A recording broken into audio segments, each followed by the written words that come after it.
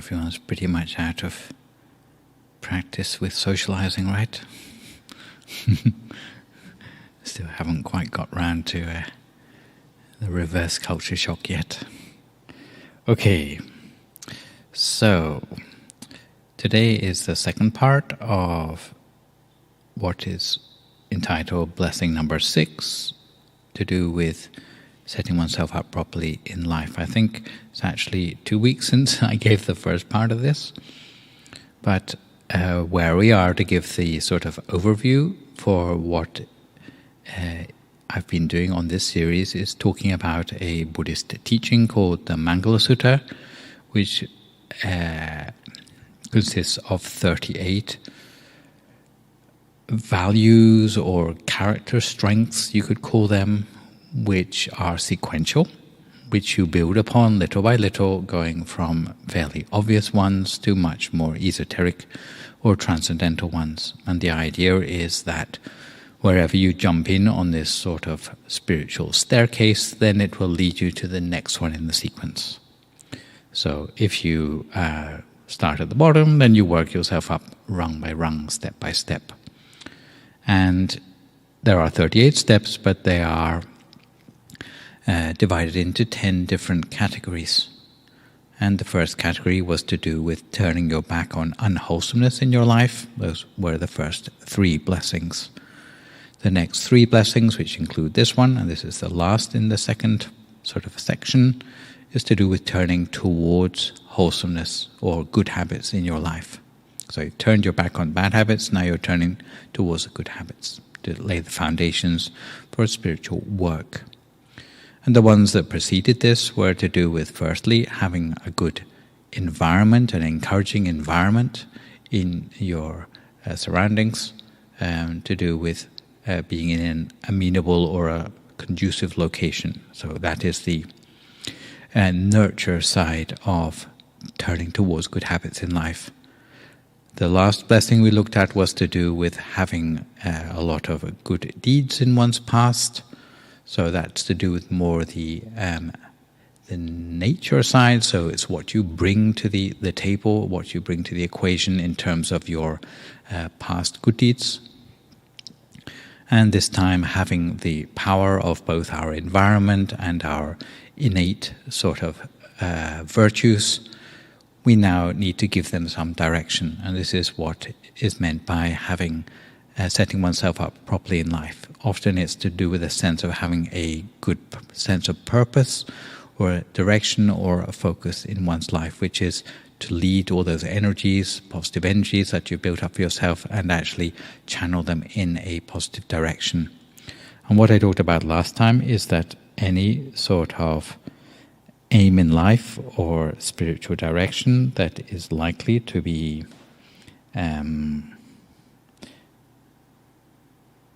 comprehensive should have 3 aspects to it, almost like 3 different levels to our perspective or a sense of direction in life.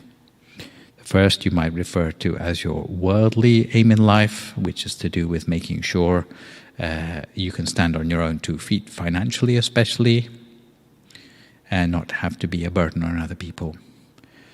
The second level, the spiritual level, is to do with cultivating the sort of character qualities that might stay with you even beyond the grave.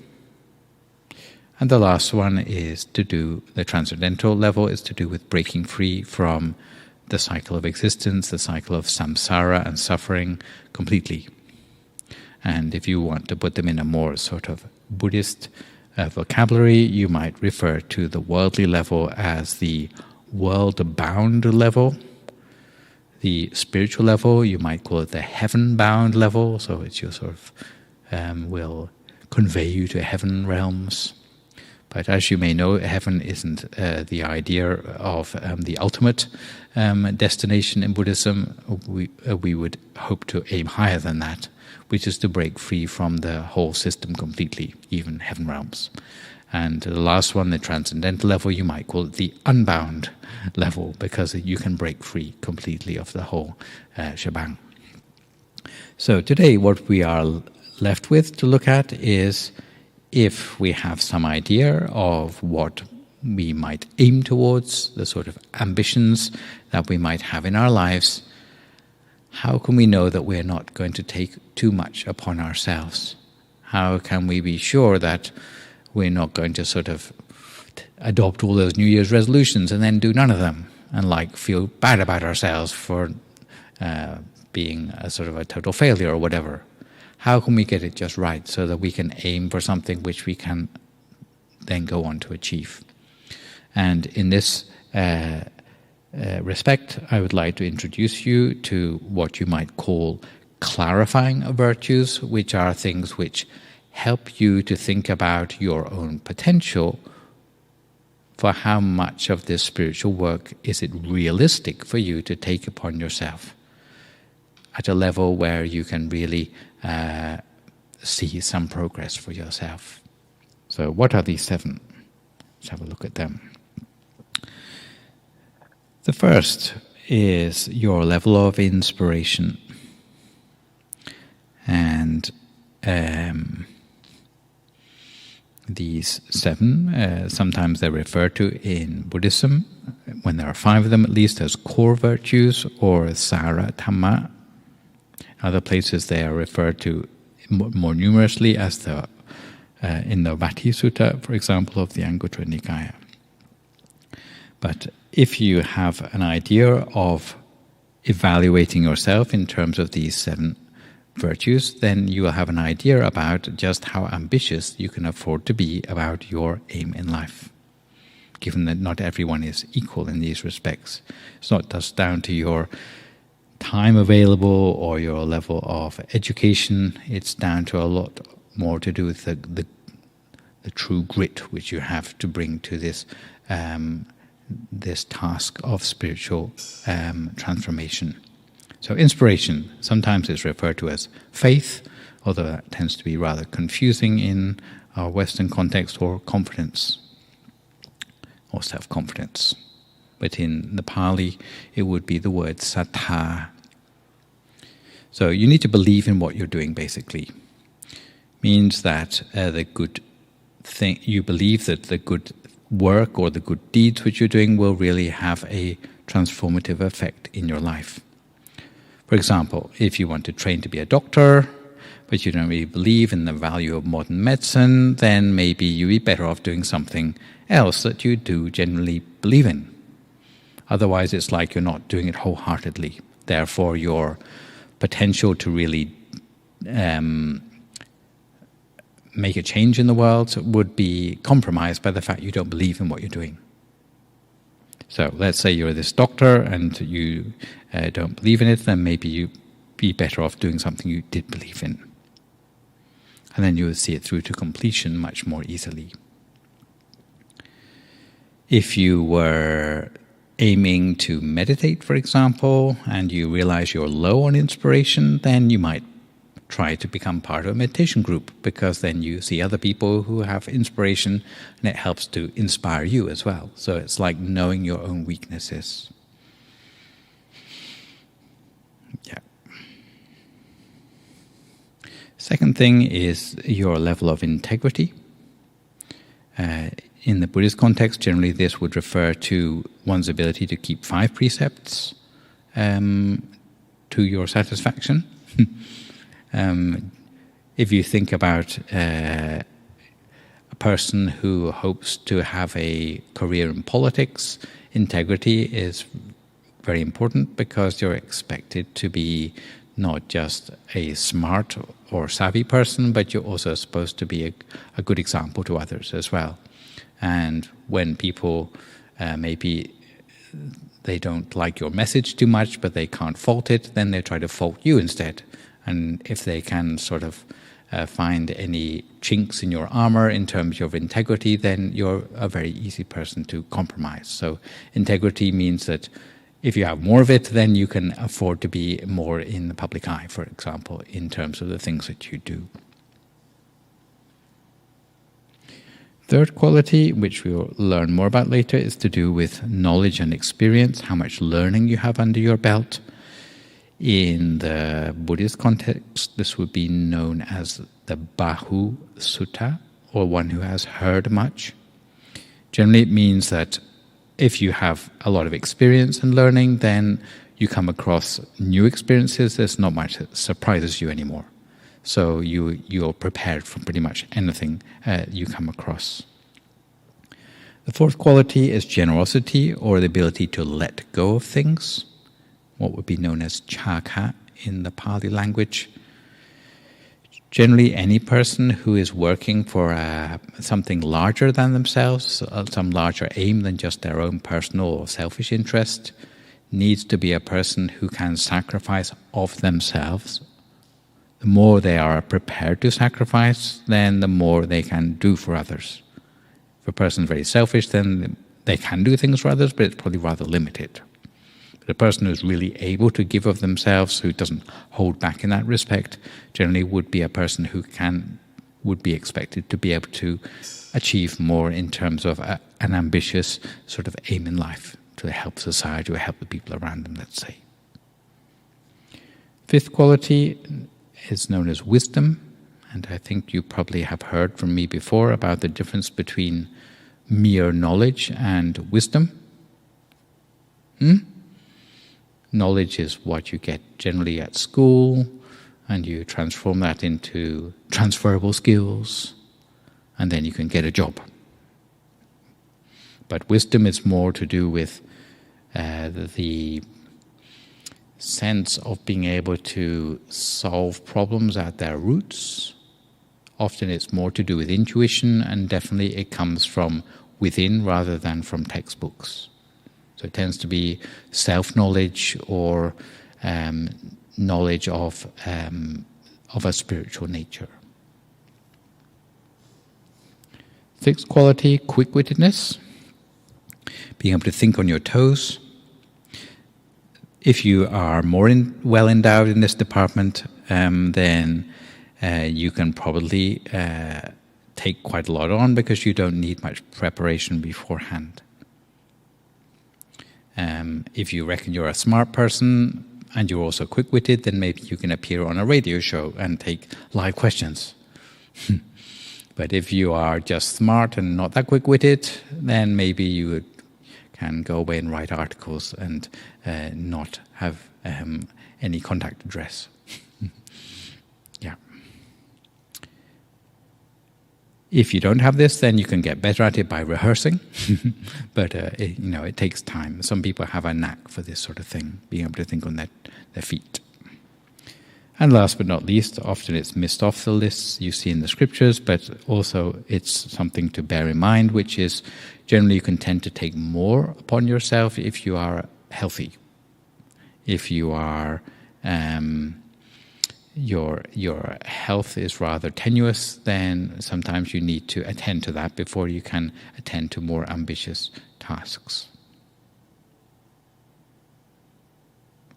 So sometimes it's suggested that if you are serious about establishing a proper aim in life, then you ought to, when you look at the mirror each morning, reflect on yourself, not just as whether you look handsome or beautiful or tall or short or whatever, but you should reflect deeper than that on the personal qualities which you have and whether those are becoming stronger as the day goes on, or as you go through life, in a way that would allow you to become more ambitious in your personal sense of direction in life. So, what about these people who are able to reach towards this unbound or transcendental level? Does everyone manage to get there? Well, in Buddhism, there's a belief that one way or another, eventually everyone will get there. But for some, it may take longer than others to be able to break free from the cycle of existence. But there are certain preconditions which help us in that direction, especially having been established in the fourth and fifth blessings, which we have already studied, which means being in an amenable location, being surrounded by supportive people, encouraging people, people who encourage us to transform spiritually in a good sense. Also, if we have a lot of good deeds in our past, so blessing number 5, then life tends to have less obstacles as we try to achieve the things that we have aimed for. But there are also other things, apart from getting our ducks in a row, that can speed the results from our efforts. And these are known as the 4 accomplishments. They're also sometimes talked about as being the reason why sometimes if you do something good, you don't see the results of it coming back very quickly. There's often a delay involved. Like, so you sort of, you let someone cut it in front of you in the traffic, let's say, and it takes a long time for someone else to allow you to do the same. Why is it that it takes so long? And in Buddhism, this sort of delay is sometimes known as a lack of accomplishments or catalysts in our lives. And there are 6 of these. I think it mentions 4 there, but first 2 are amenable location and good deeds. The remaining 4 are catalytic circumstances, which means being in a supportive environment. Catalytic timing means being born at a time when there's a lot of people who are very high-minded around in that particular day and age. For example, people who were born in the time of the Buddha seem to have a much easier time of getting enlightened, for example, almost because his presence seems to have helped them in some sense. Catalytic location means probably being in a country or a place where at least practice of things like meditation is encouraged or at least allowed. You can imagine in some places in the world where that would be particularly hard. Notice some place like Saudi Arabia, they don't even let monks in, let alone people with Buddha tattoos or Buddhist amulets and that sort of thing. It must be pretty hard to get the knowledge at all. And catalytic well-being to do with your sense of health and well-being. Catalytic view to do with having a very clear appreciation of, or an accurate worldview, usually a worldview that encourages self-development. So feeling that you believe in the possibility of change for the better. So if you have all the 4 blessings, 4 and 5, together with these accomplishments, then you will be able to achieve sort of escape velocity, you might call it, on the things that you aim for and hope to achieve to improve your life, especially on the transcendental level. So sometimes in Buddhism,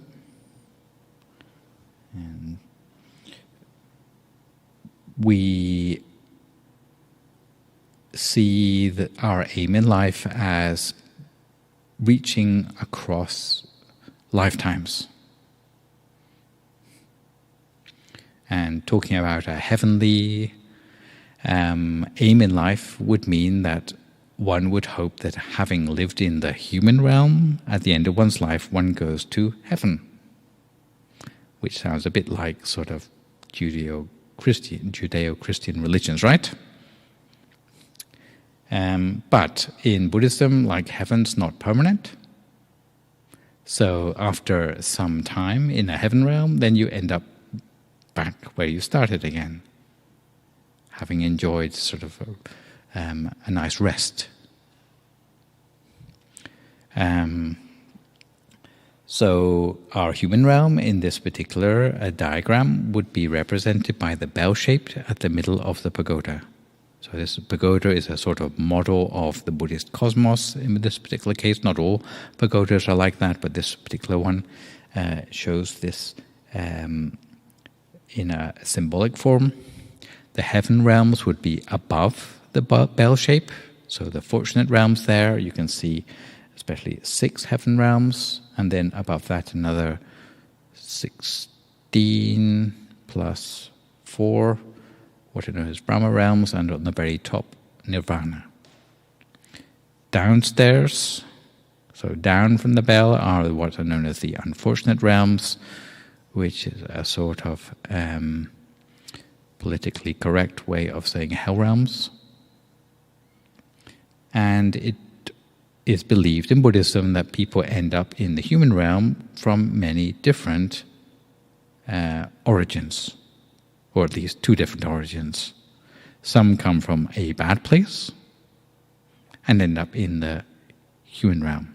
Some come from a good place, so heaven realms, and also end up in the human realm. So people bring different backgrounds to their human existence. Also, at the end of their life, then they might go to a good place, or they might go to a bad place.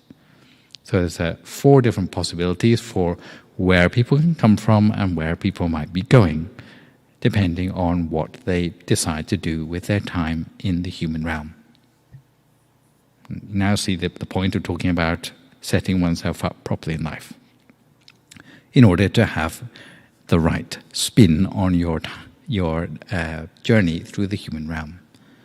The first of these is what's known as out of the darkness and into the light. I hope. Let's see. No, I think we want this one.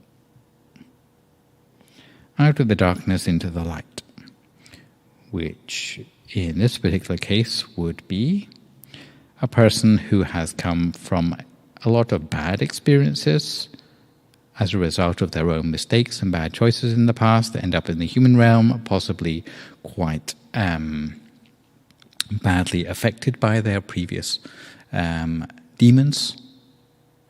But they manage to turn it around during their human lifetime in order to go to a better place at the end of their life. So out of the darkness into the light. The opposite is out of the light and into the darkness. Some people turn up in the human realm with all the advantages, but they're complacent about their advantages. And they make a real mess of their lives, and at the end of their lives they go to a bad place. So, off the top of my head, I might say things like children of famous parents just sort of ride on their parents' fame and maybe goodness, but they don't do anything themselves, and they often are the biggest troublemakers of all. Yeah? So also not good. So last one was all right, but it's better not to have come into the human realm with the disadvantage in the first place. Complete failure is people who come from a bad place and end up going back where they came from. This tends to be quite common because people who have disadvantages tend to find the demons of their past pulling them back into the same old patterns again. So again, this is not the sort of plan for life that would be considered very sensible. But one which is recommended is to come from a good place and go to an even better place. So that the time spent in the human realm is to take what advantages you have, the good deeds that you've done in the past, but build upon them further, so that the energy and the power of the goodness which you have will project you to an even better place in the future. And the purpose of all we've been talking about in terms of trying to find things to further the goodness of character and values that we have in our lives in the course of our short lifetimes to make them better would help us to come from a good place but to go to an even better place as a result of the time we spend in this world. So this would be the ideal outcome of setting oneself up properly in life with the 3 different levels which I had talked about this time briefly and last time in more detail. So I'll end with a story today. It's a story about a person with anger issues. Here's the guy. As you may be aware, Buddhism wasn't the only religion in India during the time of the Buddha. Can you tell me some other religions that were around in India at the time? Hindus and? Well, Brahmanism is Hinduism, but of Hinduism in that time, and also Jainism you would have heard of. There's a lot of other ones, but mostly they are defunct by this stage in history. So, Mr. Bharadvaja was in fact a member of a clan of Brahmins, so hereditary Brahmins. They observed Buddhism. Often the people who they looked up to would be Brahmins or naked ascetics rather than monks. And the Buddha was often seen as almost like a competitor, because Brahmanism had been around for many thousand years already, and this like newfangled Buddhism had come along. So there was a Brahmin couple. The wife was called Dhananjani, and even though she was married, probably by arranged marriage, to this angry Brahmin, Mr. Bharadvaja, she had met up with the Buddha at one time, and had managed to meditate quite successfully with the Buddha to the point that she had attained stream entry. So stream entry is the first level of enlightenment, a point at which a person has the first sort of permanent change in the quality of mind. There's a permanent transformation which is achieved for the better as a result of this attainment. So although she still went about all her duties as a good Brahmin wife, but in her heart she was already enlightened in the first stage of Buddhist sainthood. And normally this didn't show very much, but she just went about her duties. But whenever she had a surprise, then she would exclaim the first thing that came into her head. And normally it would be something of a Buddhist nature. So the first thing that came into her head would be something Buddhist. And normally she would just, like she slipped over or something, she'd say, Buddho. Like some people these days say, oh my God, or whatever. She would say Buddha when she had a shock. So her husband was going to invite a whole lot of Hindu ascetics to their home to do a sort of housewarming ceremony. And he warned her in advance, don't you slip up today.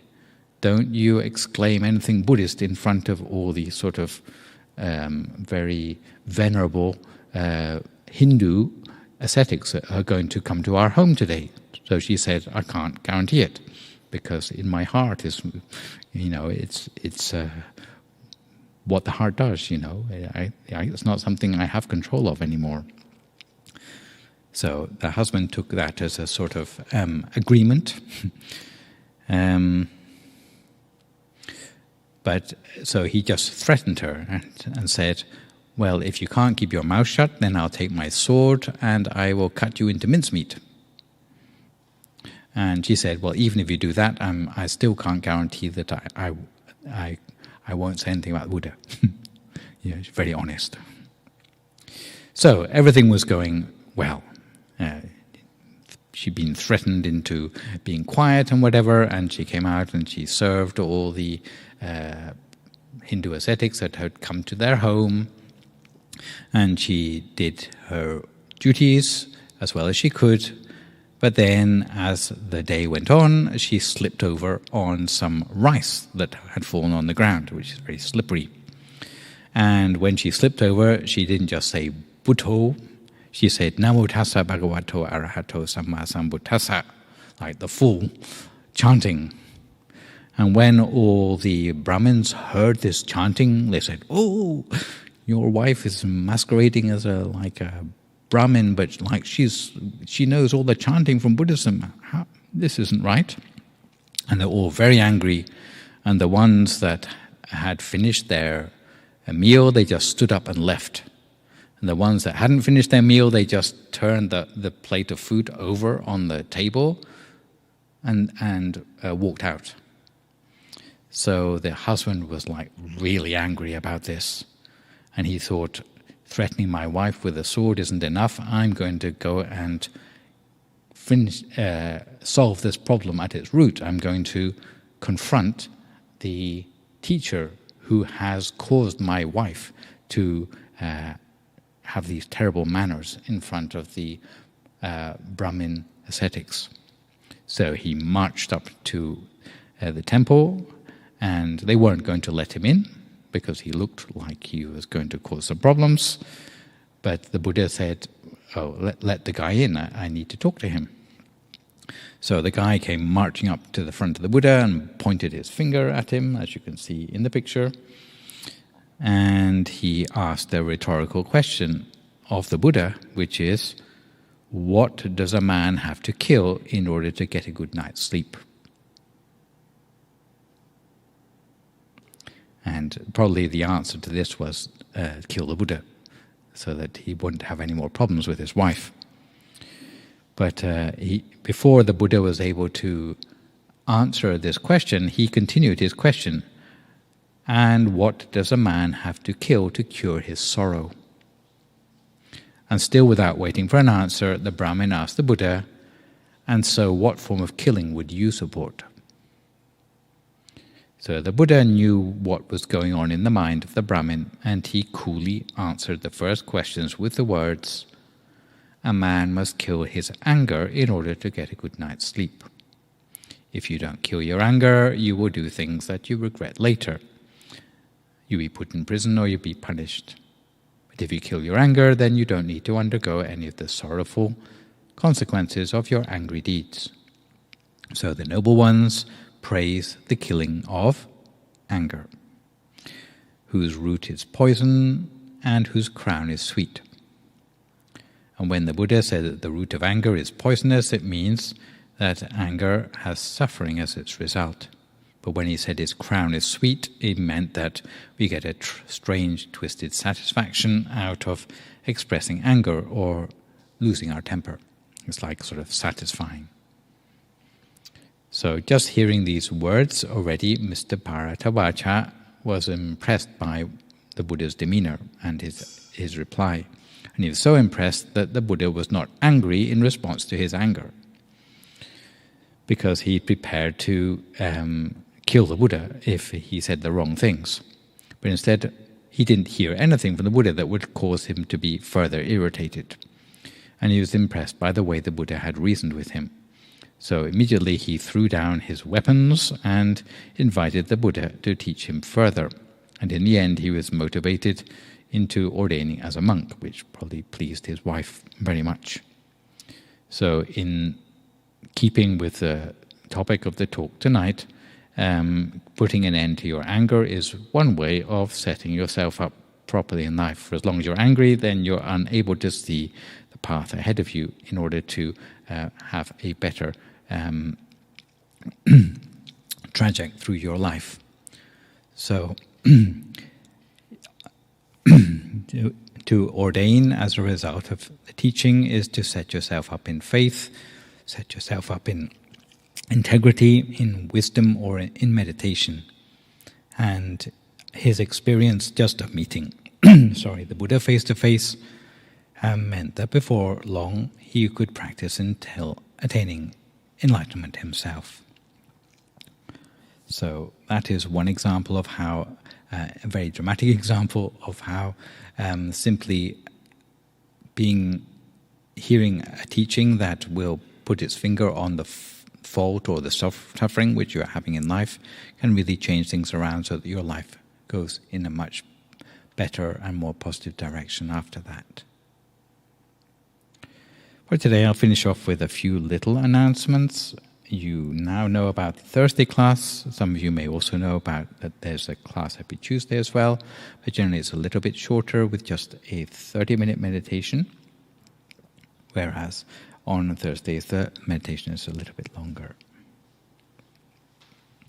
I'd also like to announce that in March we are planning to hold, after a break of 2 years, an in-person retreat here at the centre in Woking, meditation for Friday, Saturday, Sunday afternoon, where you can stay over and keep 8 precepts while practicing meditation throughout that time.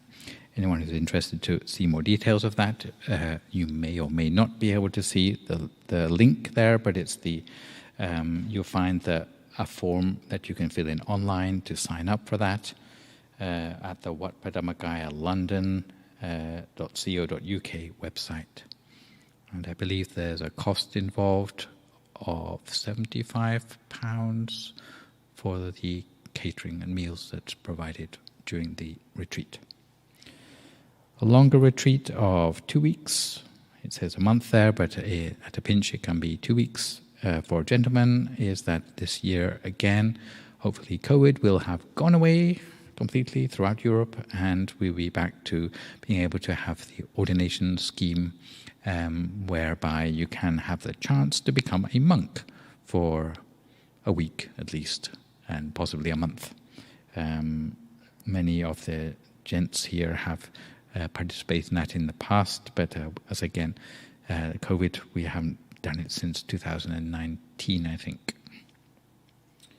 For those of you who would like to meditate further at home, and I would encourage you to do this, there's an app which you can download onto your phone, whether it's iOS or Android, and there are a lot of audio tracks on that which will lead you through meditation with a timer that you can set for yourself. If you want to meditate for half an hour a day, but you've got a guidance of 20 minutes on that, then you can set a timer and it will finish off your meditation with a little gong sound or whatever. Also, every Saturday we get together with the whole of Europe in order to have a 1-hour meditation and teaching online, which is known as DMEU. That's between 7 and 8 every Saturday in British time. And Tuesday, 15th of October, we'll have a full moon ceremony here in place of the normal Tuesday meditation class, which will also be online, which will coincide with the Buddhist festival of Makapuja Day, when there's a lot of candle lighting in honor of the Buddha giving a teaching of the Ovada Patimokkha, which you know about, of course, to avoid evil, do good, and purify the mind. Yeah, that's the origin of that teaching, which is celebrated on the full moon of February. So that's part of the theme for the full moon meditation for February. Yes, indeed. So for me, that's all I'd like to say for today, but I don't know if there's any questions, comments, or feedback which anyone would like to share at this point.